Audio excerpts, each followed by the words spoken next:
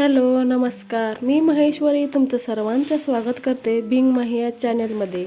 बऱ्याच वेळी आपण उपवास करत असतो आणि उपवासामध्ये तेच ते कधी कधी खायला नकोसे होते। मग अशा वेळी तुम्ही अशा पद्धतीने बनाना मिल्कशेक बनवून पहा, तुम्हाला नक्कीच आवडेल। चला तर मग रेसिपीला सुरुवात करूयात।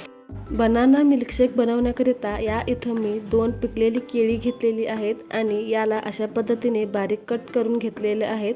आता हे कट करून घेतलेले केळी एका मिक्सरच्या भांड्यात ट्रान्सफर करून घ्यायचे आहेत आणि यामध्ये 2 ते 3 चमचे साखर घालून घ्यायचं आहे। तुम्ही तुमच्या आवडीनुसार कमी जास्त करू शकता। त्याचबरोबर काही ड्रायफ्रुट्स टाकून घेतलेले आहेत। पाव चमचा वेलची पावडर आणि दूध घालून मिक्सरला फिरवून घ्यायचं आहे। आता मी हे बनाना मिल्कशेक या ग्लासमध्ये सर्व करून घेत आहे। तुम्ही याची कन्सिस्टन्सी आणि कलर बघू शकता, हलकासा कलर चेंज झालेला आहे।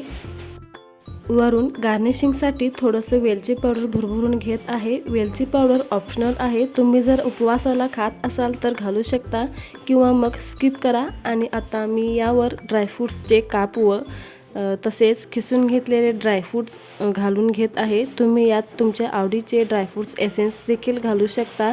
आणि हा बनाना मिल्कशेक एक प्रकारचा एनर्जी ड्रिंक सारखाच आहे। उपवासात जेव्हा आपल्याला एनर्जी नसते तेव्हा हा शेक पिल्याने एनर्जी आणि कोणतेही काम करण्यास उत्साह येईल।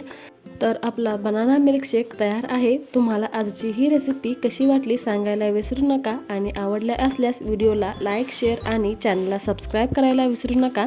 पुन्हा भेटूया अशाच एका छान अशा नवीन रेसिपीत। तोपर्यंत नमस्कार आणि व्हिडिओ शेवटपर्यंत बघितल्याबद्दल धन्यवाद।